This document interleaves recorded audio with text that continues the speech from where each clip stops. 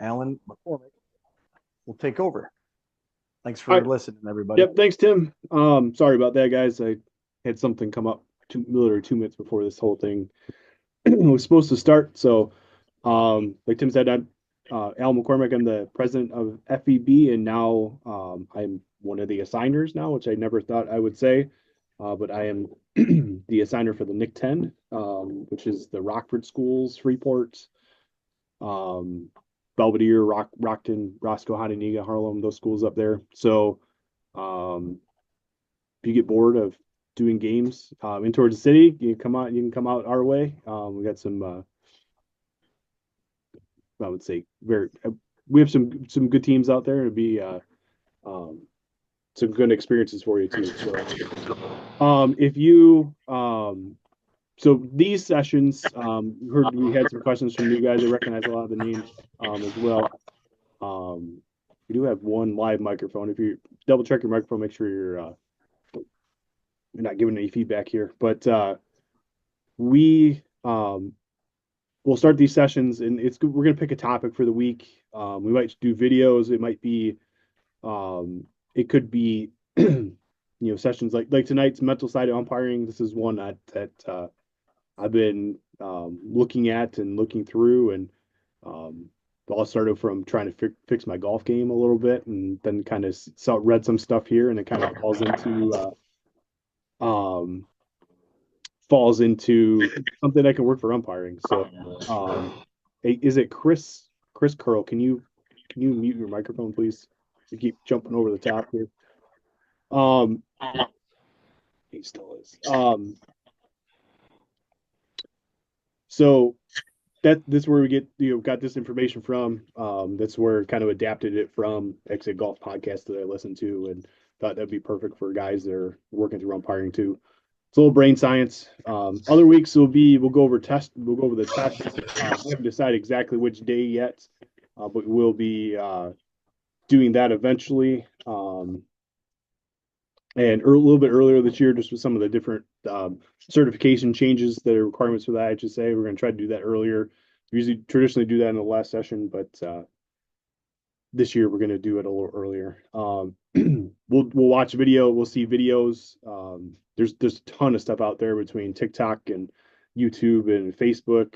The reels and everything. There's a lot of good stuff. So part of this presentation will be talking about really your experiences. The more you experience, the more you see, the easier it will be to recall um, things when they happen in your games. You won't be surprised by it. So I think in anything in the world, umpiring, but anything else really in the world, surprise is your enemy, right? And when you're surprised, when the situation not sure what to do, that's when you can get in trouble, or that's when you get flustered and things can go sideways on you. So these these are supposed to be interactive presentations. So if you have questions as we go, go ahead and unmute your microphone.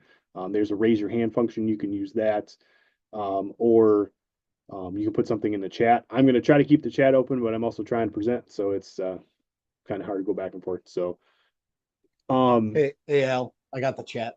you got chat, perfect. I'm Yeah. updating it. Yeah, if there's something else, if there's something in the chat that needs to be in the whole group, let me know, Tim, and then we can get stopped and we can ask the questions out. I know some guys struggle with the Copy. microphones or don't want to throw your voice out there, but we can do that. We can do that too. So first, I wanted to show we're just going to do one play this week. I don't know how I haven't given this presentation yet, so I don't know how long it's going to take, but there's one video it popped up on Facebook this morning actually, and I thought it'd be a good one to share. I can't remember how to do this. Everybody this week, when you come into your goal, or your job is, if I don't start the recording, is for you to remind me to start the recording. I've forgotten over the years, I've forgotten more sessions, forgotten to record more sessions than I've actually recorded. So there's a lot of people that ask about recording these and seeing them. So I will we'll have a YouTube page with these recordings on them where you can access all of them in one spot. So you don't have to I don't have to send a link every week. I'll have it uploaded within 24 hours of these sessions being done. And then you can watch the videos if you can't make it for some reason. All right, everybody can see a play in the middle of the screen here. So this play, to set this up, we're looking at the interaction between the catcher and the batter. Obviously, there's contact there, so it's obvious that there should be something on this call. You're just looking at is this called batter interference, or is it this a nothing call? So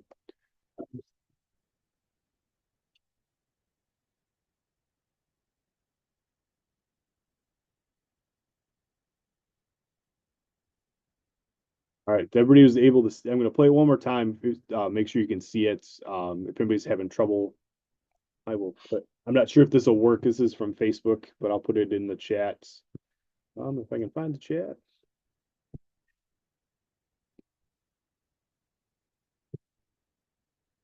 This is the link that I have for Facebook. I don't know if it would be for logging in or if it's public or not, but if you're struggling to see it on my screen, you can get it, the link in the chat. But we'll watch it one more time and open it up for discussion.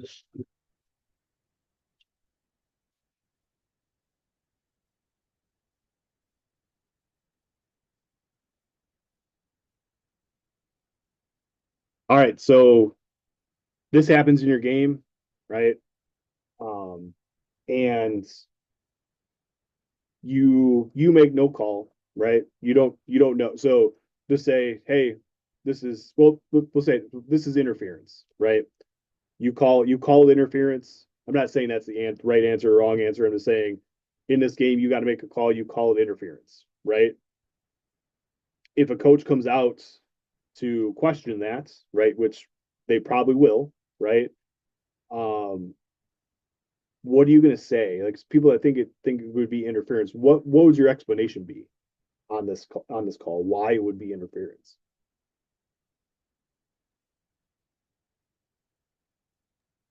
He didn't attempt to move. The batter didn't attempt to move. Okay, batter didn't attempt to move. Okay, what other reasoning would you say that it would be interference? Where's Yeah, anybody else? Anybody else jump in? Didn't he contact the bat and he had the bat up?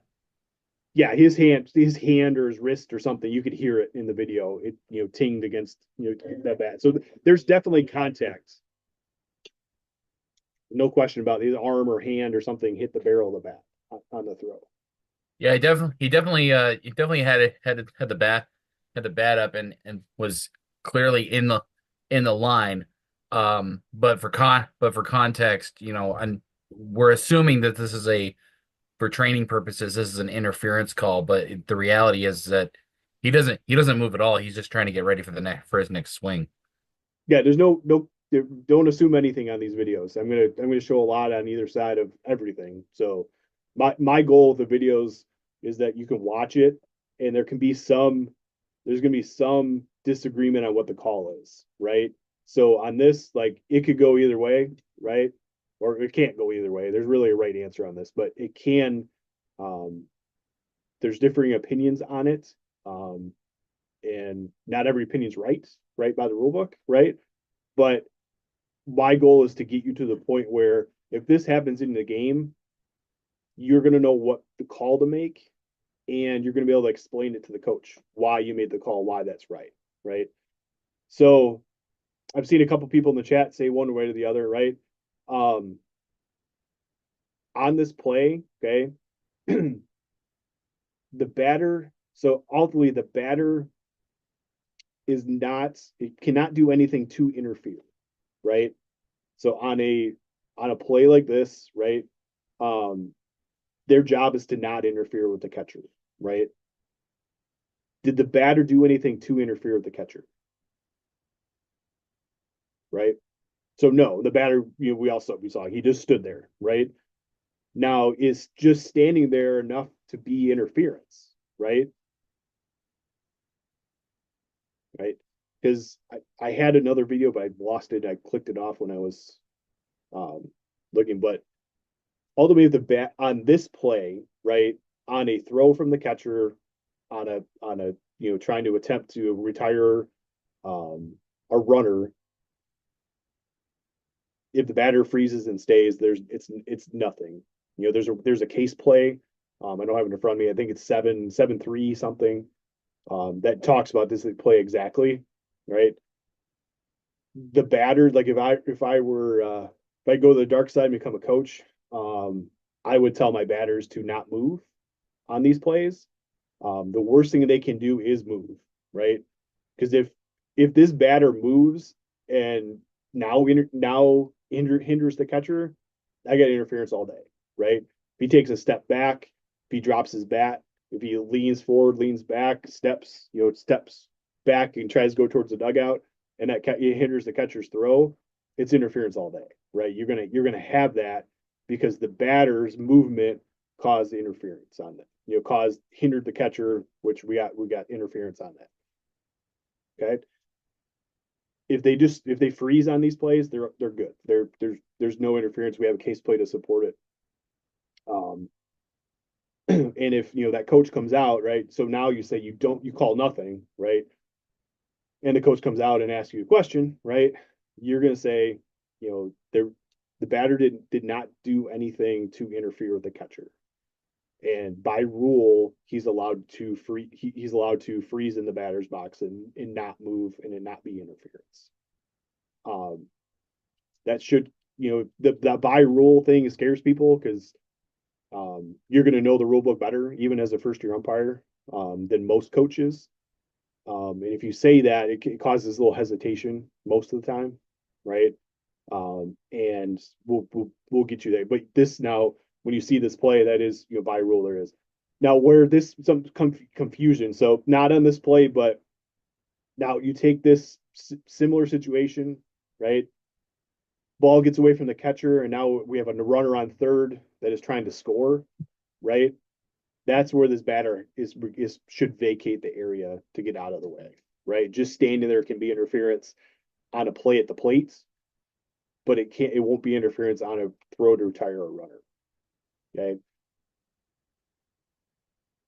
On this call, there's no interference on here. You can give it doesn't hurt to say that's nothing, right? And give a safe signal, right? Just saying that you acknowledge it, this is a something happened and there was nothing there. That's a good, you can do that. It's not 100% necessary, but it might save you, some explanation on this play, or other things where there's weird stuff that happens. Acknowledging that you saw it, because they might think, oh, you didn't see it, right? If this is more subtle contact or subtle interaction between them, acknowledging that you saw it might help you with the explanation and the interaction with the coach when they come out. Is it a dead ball? This would not be a dead ball. Even if this was, so say this batter took a step back and is interference, right? It wouldn't be a dead ball. It'd be a delayed dead ball. Okay. On batter interference, if it's a delayed dead ball until the initial throw by the catcher either retires the runner or doesn't retire the runner. So if on this play you're going to have interference, the throw goes down and he still throws the guy out. Okay, still out at third. Then you ignore by rule, you ignore the interference and the runner is out. If that throw, this throw gets there, and gets knocked down, it doesn't retire the runner. Okay. As soon as that doesn't happen, then you throws it out into left field and the circus comes down, everybody's running around. That's when you kill it. Dead ball, you say time, that's interference. You point at the batter, and the batter would be out, and you would send R2 back to second base. Unless there's two outs. If there's two outs, then the batter would be out on that play. You don't see this as much going towards third base. The typical batter, the traditional batter interference is when the batter leans over the plate or falls over the plate and there's a throw at second. That you're going to see more interaction there but it does happen, at third base as well. I had to play. I had to play earlier in my career, probably. I don't know. It's been 15 years or so. It was at Marion Central. I don't know who they were playing, but there was it's a runner on first, and I believe, yeah, Marion was on defense, and they tried to back pick the runner on first, and they threw, and it bounced off. The ball bounced off the helmet of the batter and went over the backstop. Okay, so Greg Wickerack, was the coach then. If you ever had the honor of working his games, legendary coach. He was a little fiery on most things, and he was the coach that tested me as a young official to become better. Trying to explain that to him is, he was not buying it at first, right? But ultimately, that batter didn't do anything to interfere. And now that ball bounces off his helmet and goes over the backstop. Now we have a 2-base award. So I think it was first and third at the time. They tried to, for some reason, pick off the runner in first. So we scored a run and put that runner on first on third base. So that was one of the angrier times I saw Greg during a game. But if I would have called that interference, and then that batter would have been out versus the runner getting 2 bases. So the explanation had to be there.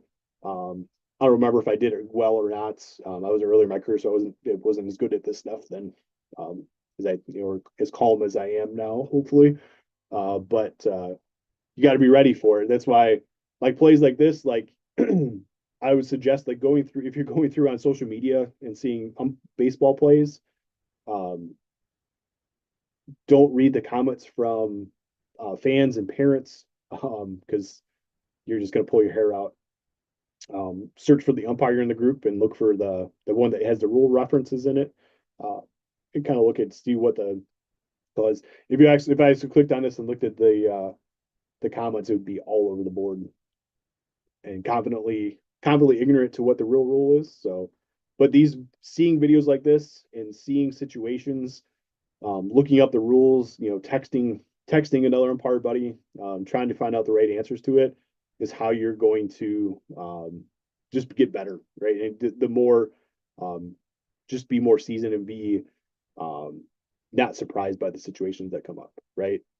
Then if you do have these plays in your game, you're not sure about it, you don't have a partner, or if your partner is there, and you're not, he's not sure about it either, don't be afraid to look it up afterwards. Call somebody when you're sitting in the parking lot.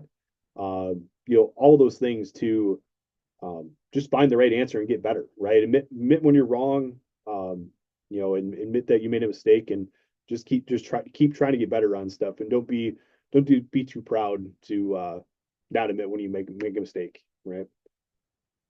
I got one quick question to ask you, and this is going to volley more towards like the play at the plate, like especially for stealing at home.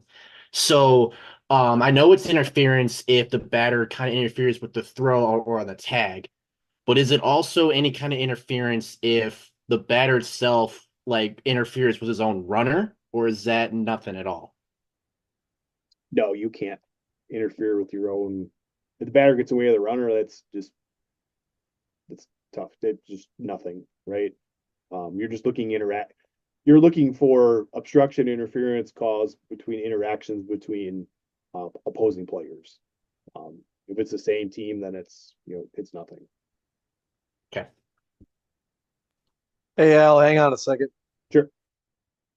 Hey, Jeff, you're asking if it's called the third strike on the batter, less than 2 outs. Do you have a double play? Is that what I'm understanding? So can you? I was just making a point saying, like, if you call this play interference and you have a strike 3 on the batter in there and you have less than 2 outs, because you need an out for both things. So that's one time you would call the runner out, because you need an out for the strikeout on the batter, and then you would have an out on the runner for the interference. Correct. Yep. You can't call the batter out twice. So he's out for strikes and out for the then you got to call somebody else out for the interference. So yeah, correct. All right. Anything else on that before we jump into the main topic here? Yeah, if that throw again goes out of bounds, that means the runner would get home. If the catcher's throwing the ball, yeah. So if it's not interference and that the ball goes out of play, yeah, then it's just a normal base award. So it'd be two bases from the time of throw, which yeah, he would get home plate. Yep. Okay. It just when the things like that happen, it's when they get mad, they get more angry, and it's hard. Yeah. It's harder to explain. Oh yeah. Right Oh, when things compound on top of each other is when it makes it harder. But yeah, but yes, if you judge it as no interference, then the ball's live and we're moving around, so everything's still in play. so we're saying that plays a judgment call, but we're I'm saying potentially that play by rule is not interference. not interference, and if that ball were to go out of bounds, then that runner gets home. Okay. Yep. 10-4. Yeah, there's a case play. I don't know if somebody could look on the Facebook page and what it is and put it in the chat. It's set, somebody put it in there. It's set. I want to say it's like 735, something like that. But this Okay. exact play is in the case book. So Okay. do what the ruling is. Cool. Yep. All right, so we're gonna go. So the mental side of umpiring, right? This stuff can be hard, right? If umpiring were easy, we wouldn't have to have sessions in the wintertime. We wouldn't have to talk about rules all the time. We wouldn't have to go through all this stuff, right? And it's hard because the way, and part of it's hard because the way our brain is wired, right? As you go through. So I'm basing this off of it's Costa's 3 levels of thinking and questioning. So again, I came across this from a golf podcast that I listened to, and it talks about level 1 thinking is just the basic gathering and recall. So it's the stuff and you can spout off, right? And you don't need to think about it. You just you know it's there. It's easy decisions.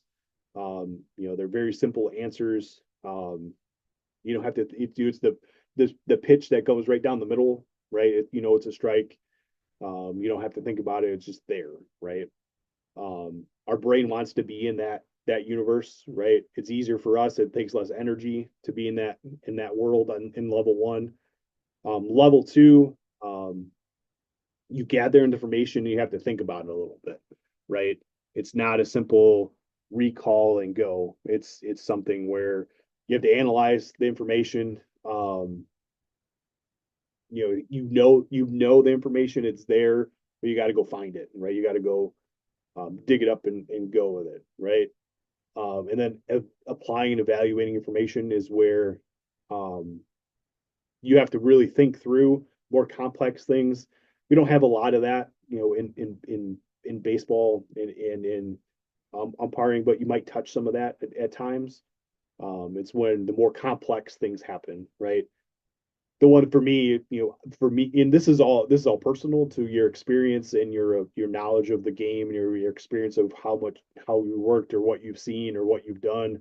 Level 3 for me would be batting out of order, right? Like it's something that I know the concepts to it, but it's going to take me a while, right? And I'm never gonna never gonna rule on a batting out of order without my partner to think it through and talk it through, because it's just the rule is complex and it's not something you use all the time. So that's the basic. You could look at. There's a lot of analysis and there's the research behind it. It's if you just Google Costa's 3 levels of thinking and questioning, this this stuff will pop up. But this is the basic of it. So level 1 thoughts. It's fundamental decision making. It's you reacting what happens in the moment. Umpire focused on immediate calls like ball strikes, fair foul, whether a player's safe or out or not, on not a close play, on those. It doesn't take a lot of brain power to do it. It's not taking a lot of energy to make those calls. Mostly just processing the basics. There's less thinking about strategy or context. It's more about executing the role in a straightforward way. So this is, 80%, 90% of what you do during the game, right? It's, doesn't take a lot of brain power, doesn't take a lot of energy. It's just the basics of what the game is going. So, example, a simple call, whether pitch is a strike or ball, or whether runner is safe or out, are some there. Level two, or strategic level, umpire begins to think more strategically. They're anticipating plays, reading situations, factoring game context, right? So this is, difference between, this is where, and this is why we give signals to our partner. Our partner gives things back. We're looking at, here's the situation, we're analyzing it, and we're giving the information back. Things like this is why we always give signals to each other. Even though, if I worked a game, I've worked more games than anybody with Derek Lee in my career. We don't need to do, you're both pretty experienced. We know we're supposed to be 2-man system, but we still give a signal every single time, right? No matter how experienced you are, we can forget this because it takes, it's not just basic. The ball's hit and I got to go cover. I got to make a call at first base. Like there's a lot of other stuff that could happen here. So you're not just reacting, but you're processing multiple elements at once.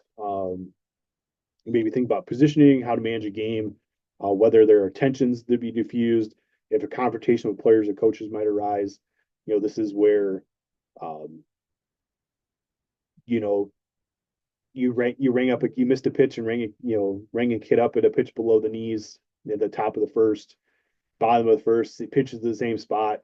It wasn't a strike the first time, and but you called it a strike, and now you call it a ball, and now what's going to happen, right? You're going to get some comment, right? It may be a smart ass comment from a fan.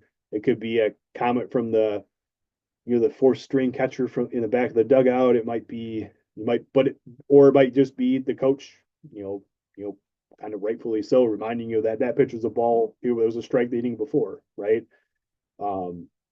You're anticipating that. What am I going to do? How am I going to do that? Deal with that. So, it said, umpires at level 2 actively think about how their decisions affect the flow of the game and how they maintain control, and prevent problems. So how do you react to that? Right? Like that's where, if you're living in the level 1 world, right? What are we supposed to do with a coach that's arguing balls and strikes, right? Black and white, like we don't have experience on how to handle the coach. We're gonna warn it, we go through our progression, or we're gonna say something back, right? Where you're experienced and you've been here a little bit, you've done things more, you've interacted with more coaches, you've missed more pitches, done that where you called one pitch, the exact same pitch of ball all in one inning and a strike in another inning, right? You might eat crow a little bit, right? Like you might be, yeah, I know. Like, and my reaction was, to the, if that happens, right? Something happens, I'll say to catcher, yeah, I'm sorry, I missed the other one, right? I'm not going to miss this pitch too. And you're trying to make it right? You're not locked in because you call the pitch low, a strike. You're not locked into that the rest of the game, right? You just fix it, right? You're allowed to miss pitches. It's going to happen. It's going to happen, right? You're not going to, even the best umpires miss calls. It's how do you react to that? And does that interaction spiral you into where your brain capacity is worrying about how to handle the situation in the dugout, and now even the basic, you don't have the capacity to make the ball strike calls, right? So even in the level 2 is, the knee pitch on the corner, outside corner, it's, the pitch that's coming right at your face, and did the batter swing or not? It's like it's the close pitches that you got to take a little bit more to see. That's why we preach timing, right? It gives you time to your brain to process this, right? The pitch right down the middle, nobody needs time on. You could call it before the catcher catches it, right? But the knee pitch, that's riding away on the outside corner, right? You need a little time. So that's why we take more time on all the pitches. So we have time to process the ones that need to be processed, and you give them a little more time, right? Yeah, Aaron, exactly. The outside pitches are the hardest, right?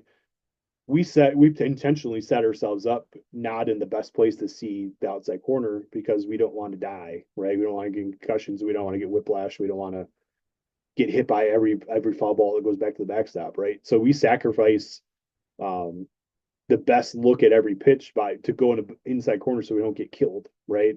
And that's the sacrifice that's there and it's accepted. But it makes it makes the low outside pitch and the high outside pitch harder to call, right? It never gets easier, right? But it's eventually you'll get better at being more consistent with it. But it's always there, and that's why that's more. I would say that's more of a level 2 thought versus the pitch down the middle being a level 1, right? So example, anticipate a potential play at the home plate based on the runner's speed and batter position, right? It's base loaded 2 outs and the runners are off of the pitch. So now there might be a play or R1 gets home and it's going to be a call, right? Ball goes in the gap. Where they're going to be, that's where you have a runner on first and the runner's stealing and there's a ball in the gap, right? Home plate responsibility is to cover third, right? But I take in the entire situation, right? Analyze it, and that ball got past the right fielder and center fielder backs are turned and they're running towards the wall, chasing the ball, right? Am I going to run all the way up to third base just to say I did and then come all the way back, right? That's where he's like, take a second, react to it, and then you can tell your partner, hey, I'm staying home, and you just stay home because there's not going to be a play up at third base, right? But that's I've seen a lot of guys, and I've done it myself, right?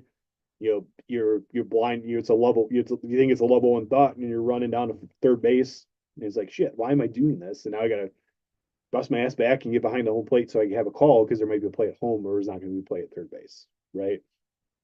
Or where coach are going to question calls. If you call a balk, nobody's ever happy about that. Call running or lane interference, nobody's ever happy about that.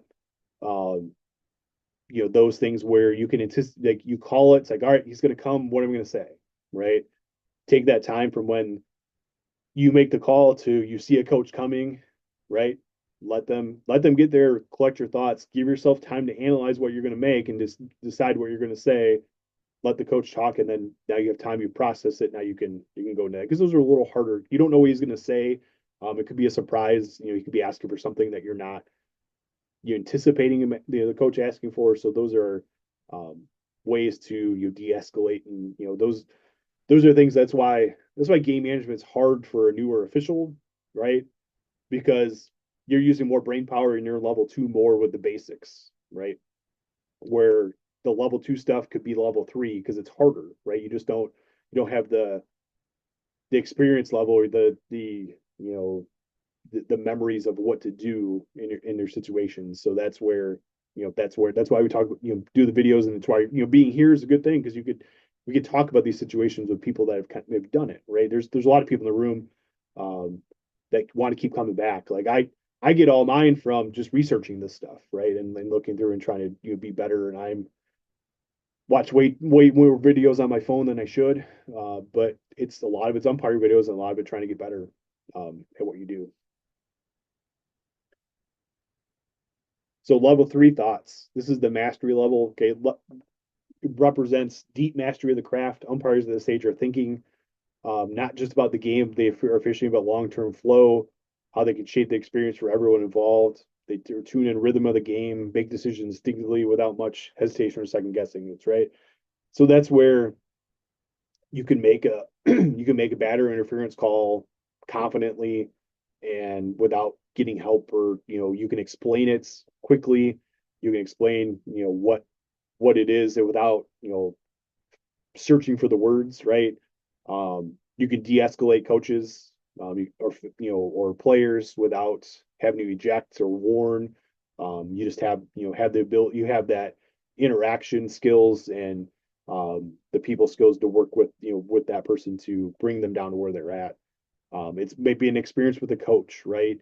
Somebody that you've worked a ton of games for, that where what their actions are going to be, or you can anticipate a little bit. You know what to say to them. You have that relationship with them where you just know how to diffuse it, right? So sense of timing, right? It's, game flow, like, there's, I would say that, game times, right? You'll see once the season starts, if you look on our Facebook page, guys will be bragging about, hour and 20-minute plate job. My game only took hour and 10 minutes today. Um, so for the most part, right, we have almost zero influence on game time, the game, but we do have influence on, um, like the flow between innings, um, making sure, like, being aware of, how many pitches the pitcher's throwing, making sure they're being efficient. If you don't have, the catcher's the last one up and you don't see anybody stirring the kit, just yelling, "Hey, coach, can somebody catch him?" Right? There's little things you can do, right? But, for everybody that brags about a hour and 10 minutes game is also not bragging about their 3 hour, 7 inning game that they did as well. But those things you can help some of that, right? You can be efficient with how you handle the extra baseballs in the game, right? Where, you know, just, being efficient handing and getting the ball to the catcher and going, when you're out of baseballs, letting somebody know so they can bring them to you. All those, like, things that take brain capacity, but you're not so worried about the day to day or the the mundane things about the game. Those things can be replaced by some of this game management stuff and flow things. Um, it comes with confidence and clarity as well, right? You'll be able to get to the point where you can cite some of the rules in the rules book. I've never been good with rule numbers and all that stuff. I've never been one to say that, but, using rule book language when you do explain calls, right? I don't remember what it was, not to pick on you, but, somebody was asking if if the ball goes out of bounds, right? Um, Out of bounds is not a baseball term, right? Out of play is the baseball term, right? Um, Knowing the difference between interference and obstruction, and be able to and really know the difference, and, um, using those terms with the coach correctly, right? Explaining it, how the rule is, using the rule book language to explain, even if it's not a quote from the rule book. Those things help, right? It shows your aptitude towards the game, and you've put the time in to understand it, right? Um, things like, things we do, it's kind of related to this, but like your uniform, right? Tim was talking about our new, uniform guideline. But simply, like, I've cleaned my plate shoes and base shoes thousands of times in my career, just for the first 3 steps I take on the field to be my shoes be covered in dirt, right? Why did I do that? Right? It's for that first 30 seconds with the coach that you talk to, right? It shows that I care. It shows that I care, about the craft. I take the time to clean my shoes and not have salt stains on my hat, and my pants not be dirty. Um, I buy the proper uniform. To me, it drives me crazy when you have a short sleeve shirt with a long sleeve shirt underneath it on the field, right? They make a long sleeve shirt for that. They make jackets for that. Just being proud of what you do as an official, and then show that out, right? Um, those things are, mastery level. Most people, if you're a really good umpire, um, and you dress terribly, and your uniform is dirty and all that stuff, you can get by, right? It's just, if you want to go to the next level, and, those are things that separate you from the next guy over. And, if you have a bad day, it can get you through a little bit of that, right? Because, um, I go through it now. My son plays hockey, right? And hockey, um, he refs a little bit of hockey, so I understand a little bit of what, um, you're supposed to, what you're supposed to do, and how you're supposed to look. And when the guys are sloppy, you just, it's even if they do well, it's just that look of like, yeah, but he doesn't care enough to, you know, not have sweats, not have dirty pants, or not have a shirt tucked in.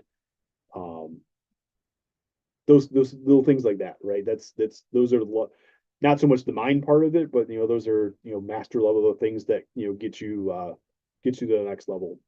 Right, talking down a teenager that is off the rocker, right? I spend I don't like being by the crazy parents at hockey games, so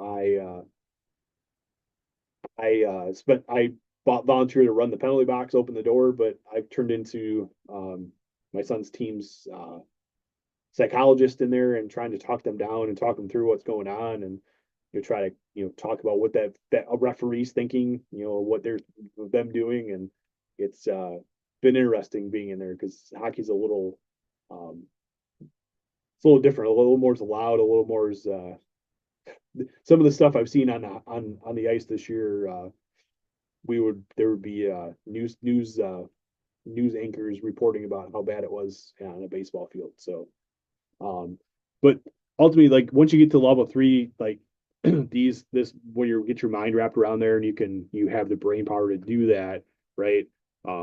The simple stuff is still going to be there, and you just don't have to use as much capacity to get those things accomplished.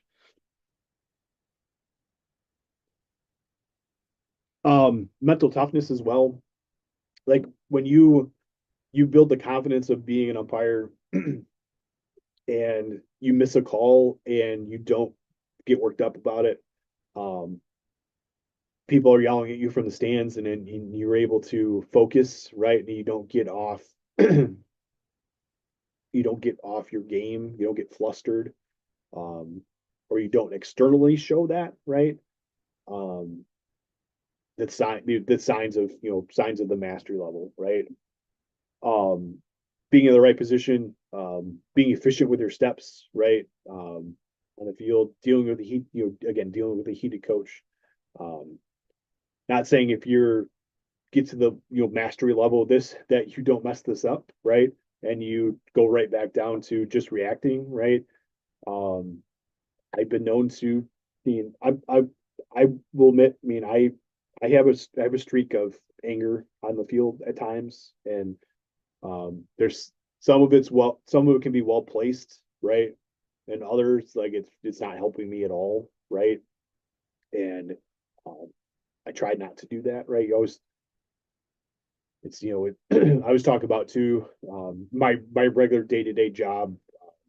One of my responsibilities is the HR department for a school district, and there's some emails that you get that you just want to punch somebody through the screen, right? And you don't we always talk about talk with our other administrators, talk to my wife when I get those at night, and be like, don't react to the situation, respond to the situation. And that's my mantra through all that stuff. And I think it's a good mantra for an umpire too, right? Your job is to respond to things that happen on the field. Your job is to respond to a coach or an upset player or interactions, heatedness on the field. When you respond to it, it's going to come out, it's going to turn out better most of the time, right? When you're in the reaction mode, has a better chance of escalating or not resolving the way you want it to. Staying calm, not letting it get you worked up or surprised, or kind of catch you off guard or fluster you. You're able to slow it down, and you're able to stay calm and maintain that focus. Will help you in those in life, right? If you're calm in the interactions you have with things, it's going to be better for you in the long run. Doesn't always work, right? You could be calm in a situation and it goes to hell, and there's really nothing you can do about it, right? Some of the situations are just going to be bad situations. There's good umpires that bad things happen on the field, but if you are able to stay calm in those situations, you'll get there, and you won't right away, right? It's hard, if you're new to fishing completely, other sports, a lot of game management stuff will transfer over, but it's different, right? You could be a coach and you'll be really good with interactions with your team and control your players, but when you don't have that, don't have control, like it's just different, right? Because you have two teams you got to deal with, people you don't really know, and still be able to control the game. So those are things that you'll build up on, right? And there's not I need to do X number of games to get to that level. It's really your experience with it and your practice with it and your self-reflection of it. Then you can then it it'll come. So ejections, that's a good question, Aaron. Ejections happen, right? Ejection numbers, low ejection numbers, versus high ejection numbers, doesn't necessarily reflect your ability as an umpire, your ability as a game manager, right? When you're better at game management, your ejection should go lower, but there's times where it just happens, right? If you take if you take ejections and take the emotion out of it, right, and you just take it through a process, right? There's I forget how many steps it is. You should, anytime there's a behavior that could lead to an ejection at some point, right? Or there's somebody's yelling at you from the dugout, right? The steps you take is ignore, acknowledge, warn, eject, right? So 4-step process, right? Somebody yells, so that picture what we talked about earlier, where you call a pitch below the knees, it's a miss, right? Or everybody in the world except for you knows it's a miss, and you call the strike, right? And you get grumbling from the dugout, right? You can ignore it, right? You got the pitch right, but they were still not happy about it. The batter makes a gesture, whatever, right? Your first time through, you can ignore it, right? It's there, file it away, but just it is what it is. It's the emotions of the game. They're teenagers that don't have as much control over the emotions as the adult, person umpiring the game should have, right? Then same thing. So say it was the coach, right? You just ignore it the first time. Again, now all of a sudden it's where's that pitch? Where's that pitch? Where's the pitch? You say to the catcher, right? Comes through again. Hey, where's that pitch? And you're gonna say, hey Jim, we're not talking about balls and strikes today. I heard you. We're not talking about today, right? Then they'll be like, oh, I was talking to my catcher, and then you're like, they just let it go, right? Because they weren't talking to the catcher. They might have been, but they want you to hear it, right? And then so ignore, acknowledge, warn, right? Hey, he does it again. Hey Jim, that's your warning, right? That's an official warning. By rule at the NAFHS, that's a restriction to the dugout. As a caveat, I'm not a big fan of restricting a coach to the dugout. I get it. I'm really trying to come around to it. But it wasn't a thing we did. I think it was in the rule book and was there, but it just wasn't a thing I did when I worked my way up, or it wasn't something that was preached to me as I learned. And I'm pretty sure I've never restricted a coach to the dugout, right? But I will, if I got past the acknowledge part, right? Hey Jim, that's your warning. Take my lineup card out, write it down, right? So that's an official warning about arguing balls and strikes. That's usually enough to calm it down, right? And then you'll hopefully by that you get through that time, you're in the 4th or 5th inning, or later, hopefully, right? And then now that comes again, right? Then he's gone, right? Next one, hey Jim, you're ejected. It shouldn't be a surprise at that point, right? That's the perfect world of what an ejection should be, is those steps, right? Where like Tim said, that when they cross the line, right? Could be, you bring a kid up and that coach comes out of the dugout and says, "Are you fucking kidding me? How's that a fucking strike?" Think, all right, see you later, right? That's egregious, and it could be you're fucking terrible, whatever it is, right? Not saying if somebody swearing is an ejection, right? Because it's not. I don't subscribe to that, right? When they use a swear word toward you, right, or about you, then yes, then I would say yes, right? We're not the moral police out there, right? But if they tell me, and if and for me, like I have a different, everybody's got their own level of it, right? But if you go through a baseball game and don't hear somebody swear, I'd be shocked. It's just the way I have a senior in high school, 17-year-old son. He's a pretty good kid, but he swears. His friends all swear. Hockey, like there's nothing but F bombs, right? So like we're not in a place where like the culture of the game, right? There's gonna be there, right?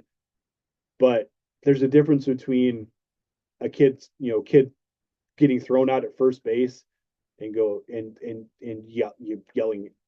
yelling that word out, right? Or a kid saying, getting called out at first base and saying you're effing terrible, right? To me, right?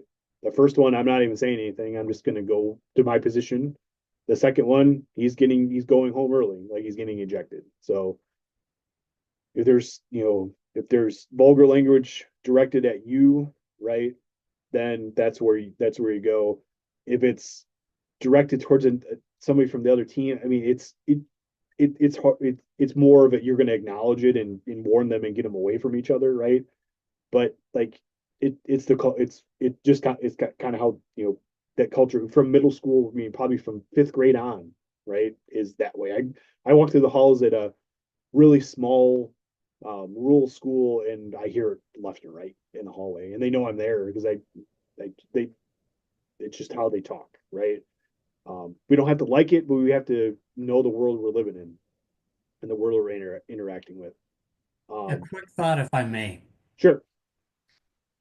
Okay, last year, 16U game, and I was in the field, umpire behind the plate.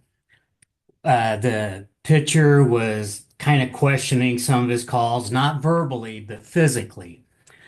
And so it got to be to where the pitcher put his hands on his hips and looked at the umpire. My partner went off on him. And I thought, oh my goodness, I just cannot do this. But so I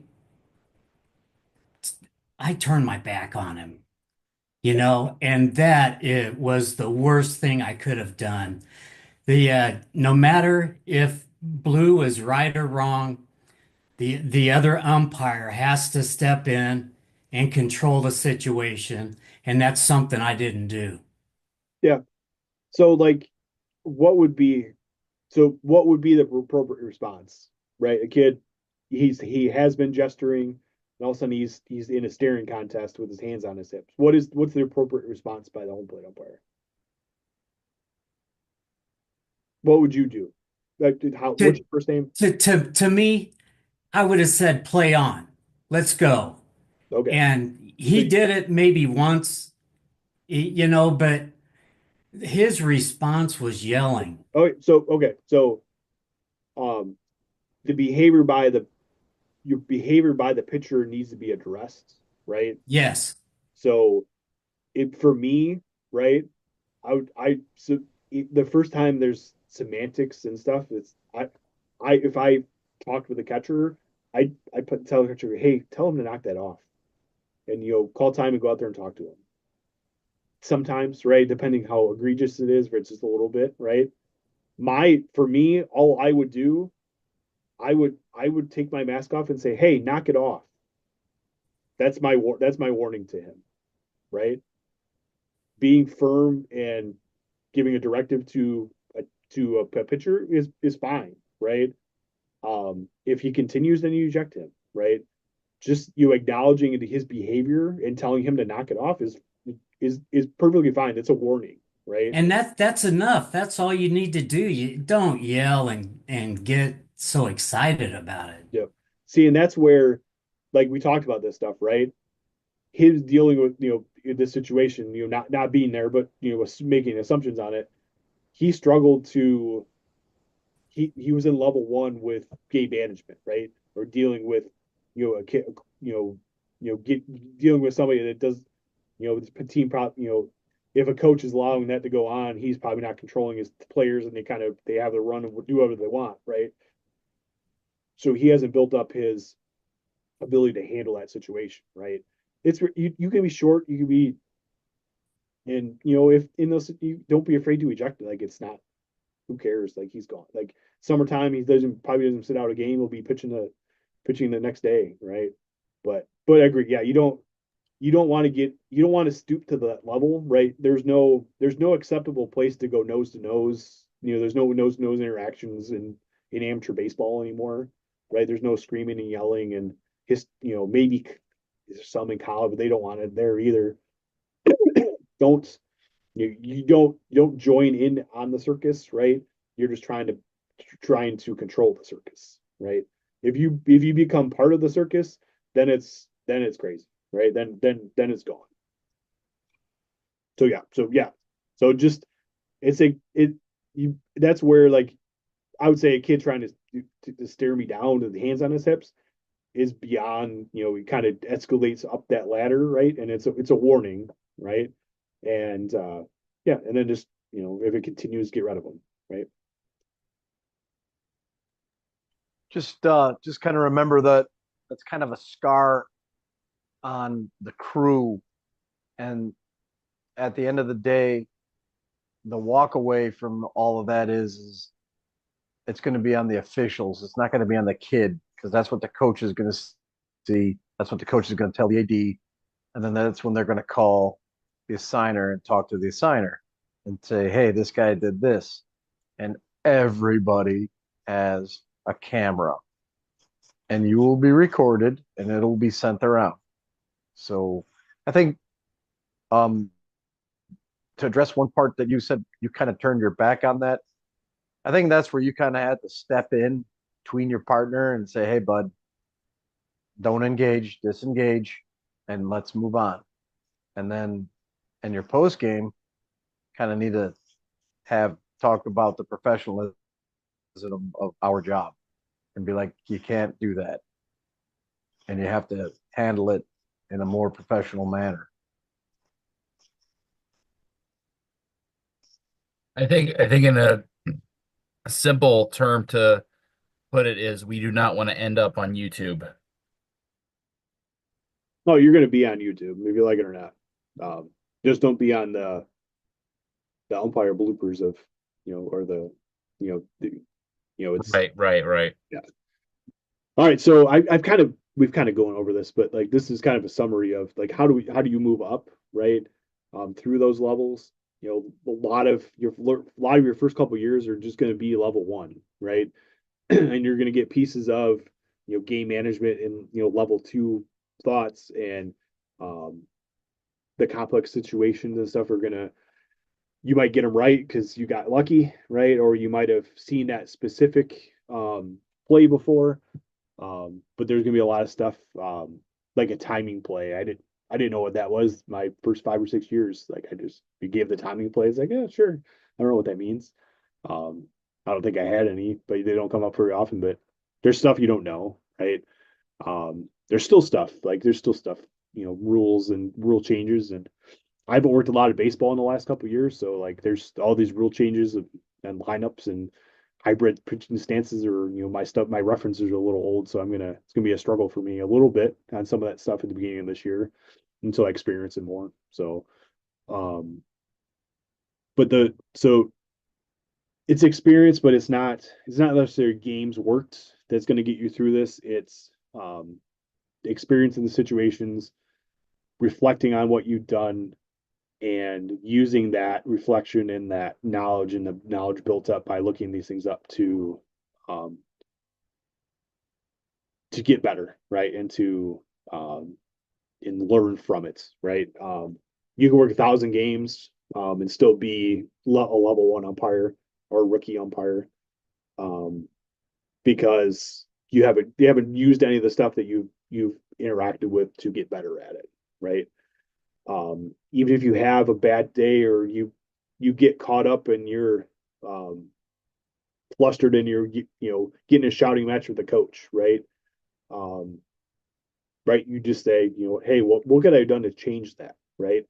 Be able to take feedback from your partners, or from your having somebody to I get tons of questions. I get tons of videos sent to me, TikTok videos, YouTube video, Facebook message, Instagram, all that stuff about situations and questions. And don't be afraid to ask, right? Don't be, some of you work with, you can trust, you see that they know what they're doing, ask those questions. Don't be afraid. You go to our Facebook page.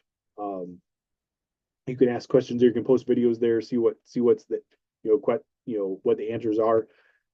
There's gonna be some differing opinions on specific plays, but handling situations and handling coaches and handling, conflicts in games it's gonna be pretty similar to what a lot of the veteran umpires are gonna give you. Hey, Al, if I may. Yep.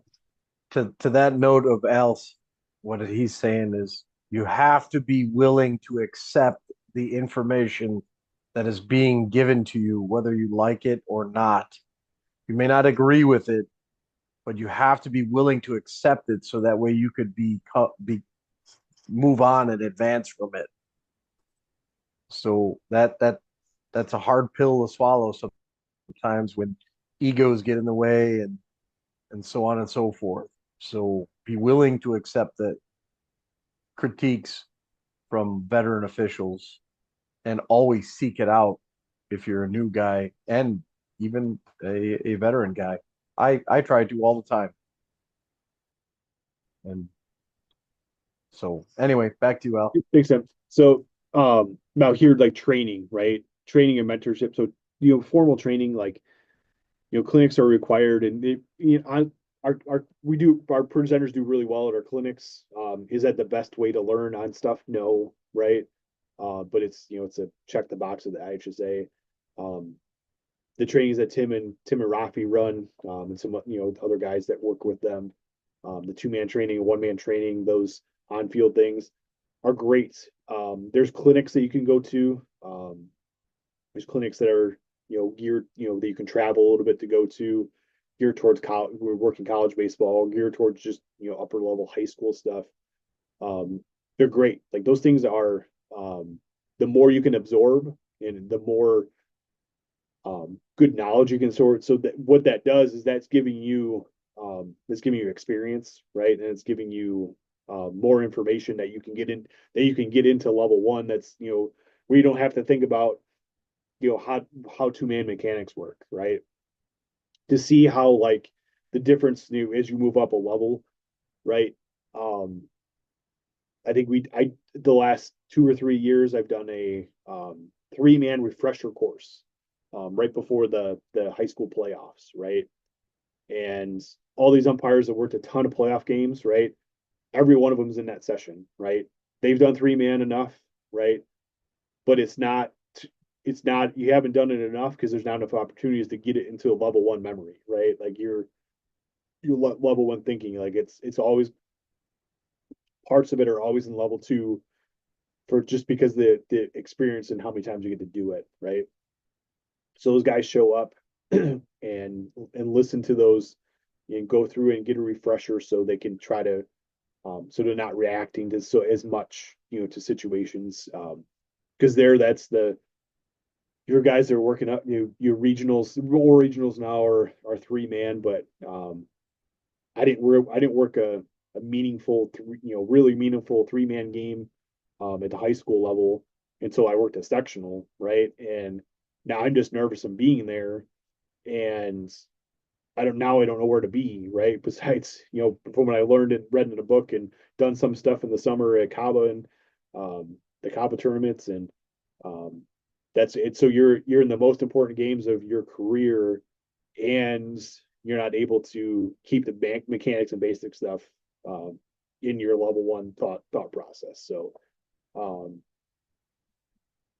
mentorship and feedback, we talked about this too. Tim just said it really well too, is don't be afraid to take critical feedback, right? Every game that I work with whoever the partner is, right, I take mental notes. Sometimes if I remember to take pad of paper out there, I'll take physical notes, but I don't give I won't go over that unless they ask me to go over it, right? I'm not gonna force it on anybody, or we're all contracted to work those games equally there. But my job is, I feel, as the president of this group and as a clinician and a trainer, that I should be able, for me, is analyze other guys and try to help them out, right? And our goal is to build a bit better organization, right? And we have a ton of guys in our group that are like that, right? That we just want everybody to be better. And then we're better as a group because of it. But listen to that. Never be above the feedback. No matter who I work with, when I work the plates, I ask how my zone look, right? Even though maybe the guy I'm working with, I don't really care what he thinks what my zone look like. I'm looking for confirmation of, I felt like I had a good game. Was it a good game or am I off? I felt like I had a bad game. Was it bad? Why was it bad? Right? Maybe I can pick something off of that. But there's always some feedback that you can get. You're never going to be better, too good to get that feedback. Find a guy, some of you work with, some of you run into at the clinic. You can email me, and I'll answer your questions, right? I don't know I don't know if Wayne is here or not, but I think I saw your name earlier, but Wayne, weekly during the season, and sends me 4 or 5 questions, right? And honestly, for me, it's good to wrap my brain around what is in there, and it gives me some time to not do my work at work and answer baseball questions instead of what I'm supposed to be doing. But to me, for me in my position, I love doing that stuff and helping people out. Like that's why I do this, right? I've run these things for like 10 or 12 years now. Before in Crystal Lake, and then we joined Zoom right before, like 2020 is our first year on Zoom before the pandemic hit, just to get more guys there. And I like this because it helps me think and process what I'm doing. So, and don't be afraid to, like, you're gonna get better when you are able to self-assess and realize that maybe I'm missing something, right? Or maybe I need to know more, I need to do more, and I need to get better at what I'm doing, right? Because I have times too where, I'll work with guys that won't, I knew I had a bad game behind the plate, and they're like, "Oh, you're fine," right? And it's like, I know I'm not fine, right? That's where I want to work with a veteran guy that's going to tell me, he's like, "Yeah, you were shit today," like, and I have to be okay with it and then process why I was bad, right? Normally, if you are having a good day behind the plate and the whole world is melting down around you about your strike zone, you're probably off a little bit, right? Um, people aren't going to yell at you just to yell at you, and they're not going to get all worked up because they just don't like your strikes. I mean, they're gonna get it worked up sometimes, right? When they think it's not, like, there's pitches here and there, right? But if the world is melting down the entire game, every game, you probably are missing something, right? And you probably have to make an adjustment, or you have to have somebody look at you. There's a lot of things you can do, but once you're into a spot where you want to get yourself better and you're okay with being vulnerable, right? A little bit about not being perfect at what you're doing, right? And making mistakes, then you're going to learn from that and move up, right? If you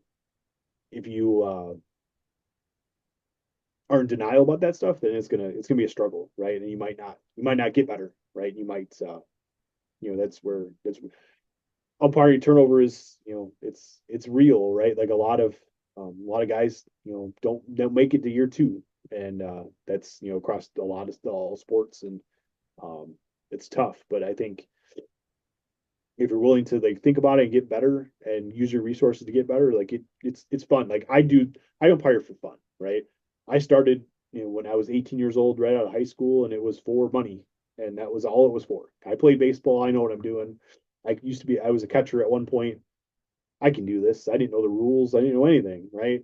But I started umpiring for money, and probably the first 3-4 years were for money, right? And it's like, I kind of like this, and I got to know some of the guys and work it up. And now it's not for them. I spend more money on things than I actually make, but I do it because of me. I think it's not about, a lot of guys say, "Oh, we do it for the kids and let them have an opportunity to go." It's like, I don't. If I'm going to do something for a kid, it's going to be my own kid.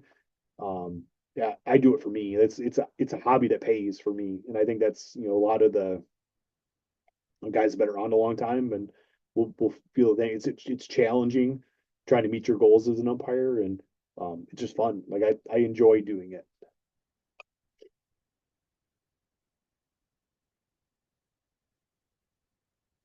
Thanks, Wayne. Yeah, you were. It's to everyone. This is Wayne. I asked Alan probably a question a week. Some were silly, some were stupid, some were a little harder, I think. But he was always there to answer my questions, and if I needed any follow up, he was there to do that too. Get a mentor. Gosh, it's unbelievably helpful. So Wayne, so if you don't mind, I'll tell your story a little bit, right? Um, Wayne, probably I think our last year, maybe what 2018, 2019. Wayne was a rookie umpire. He came to our Crystal Lake sessions. I talked with him all the time. He was there every week. Started working games, and it was a struggle, right? It was, the all the noise and everything around, and we've worked through and email and talked, and um, end of the first year, it's like, it was at the banquet, and you tell me, I don't think I'm coming back next year. Like, and you try to commit you, and you just decide it wasn't for you, right? Um, and when Wayne showed up again, 2 or 3 years later, it's like, hey, it's this. I remember saying like, hey, is this the same Wayne from before? And it was, right. And for me, that was my trigger to make sure Wayne has a better experience this time, right? And I think he has, because he's back for like what, this is year 4 since then, right? It's my third year coming back. Yeah. And you know what? He's gotten past all that beginning stuff, and he's enjoying it now, and he still comes every week and still asks questions and always trying to get better. And it will. It's it's hard at first, right? That's when first slide is like, why is this shit so hard, right? Doing it for fun, but it's work, right? It can be work, but the more you get at it, the better you get at it, the less work it is, and the more fun it is, right? So, but Wayne is one of our success stories. I think like he persevered through it, came back. Most people won't come back, right? But he came back, and um, it's good. And I'm happy to see you here again, Wayne. And I appreciate it. And it has a lot to do with guys like you, guys like Tim, Bill Vincent had me out to Chalk Park this year, where I got to work with some incredible umpires, and they were very patient. I was trying to work 2-man. I was trying to learn some more plate mechanics, and it's the people that I work that I watch. I did quite a few games at Stevenson, and Stevenson's varsity guys were typically Linforth and Muller, right? So I got questions on rules. There's Muller. I got questions on plate stuff. I talked to Linforth. People will laugh at me for talking to Linforth, but I found them to be really good. Not all the umpires you can talk to can be good umpires, so that is correct. got to settle sometimes. But that's correct. So for me, that's what it's been. It's the guys, really is, and girls. All right, so I think we've kind of beaten all this to death, but this is kind of the the progression through what you're looking for. So ultimately making if you can live in level 1 with the things that you do, with the more things that are in there level 1 that you don't have to think about to do, don't have to work at to do, the easier your life is going to be as an umpire, right? Once you can move things from, like I said, there's not a lot of level 3 things. It's more the advanced, like positioning and preventive, officiating, those kind of things. But the more things you can move up from level 2 to level 1, you don't have to think about as much. It's going to make you better. It's going to make you more confident, and your ability to go on the field. So so here, like takeaway on that is, even if you're a level 3, right? Like you've gotten to that level where you've got your mastery. You still come to the clinics. I talk to a lot of guys because when I was first coming up, I wanted to present at the clinics, right? And sometimes now I struggle to get guys to fill the rosters out, right? Um, for the guys that are your varsity guys and you're starting to get postseason games and you're starting to master your craft, right? There's nothing better than putting yourself in front of a group of umpires, right? And how you manage that crew, right? I start talking here every night, and um, Rafi throws a goofy rule at me and messes me up, and I promise to buy him shin guards that I never buy him, and but you're okay. Like to me, I'm challenging myself with these things. A lot of the videos that I show, right? I've only watched a couple times, and I'll throw it out there, and I might even not have made my mind up on them at all, but I mean, people talk through and how to work through things. But guys that if you're starting to work your way up and making a name for yourself as an umpire, you should be begging to you present at clinics or present on these nights, and it's going to help you become a better umpire, right? It's going to help you reach out and be able to be a mentor for other umpires, and people see a name with a face, and you can help the whole craft as a whole. So if you haven't presented a clinic or want to do that or have an idea, just let me know and we can make it work. I'm still looking for some guys to fill out the agenda for this year, but always like to have new guys presenting too. All right, so that's all I have on this. Hopefully it was something that was interesting to you guys. This is an experimental topic for me. Kind of testing out if we're going to talk about it. You use it as a clinic presentation, but if you're interested, there's some articles and stuff. If you're a golfer, this can help you with your golf game too. But again, this is there's a lot of stuff that goes on with it's I believe a lot of brain science stuff. Like it makes sense, right? Like why are things hard when they're new? It's because where you're processing things and where you can go, and how much you can handle as a person, right? And how much your brain can handle until you can make things easier with your experiences. So, all right, so we're gonna open the floor to questions. If you have questions, I will stay on until all of them are answered. I don't know, Tim, if you have anything else. I think you got most of that at the beginning, but if you have anything else to tell the group before we go. Yeah, I got a couple things that are brewing. So, what we do in March, as a team are released to start practicing, is we get a bunch of guys together and go to various schools in the area for preseason pitches, and mark your calendars, because as of today, I did get the schedule for Crystal Lake South, and that's going to be on March 11th at 4:45. And what I need you to do is, if you're interested in going, I need you to get a hold of me, send me an email so I can get you on our list, so that way we can coordinate it, know how many guys are going to go.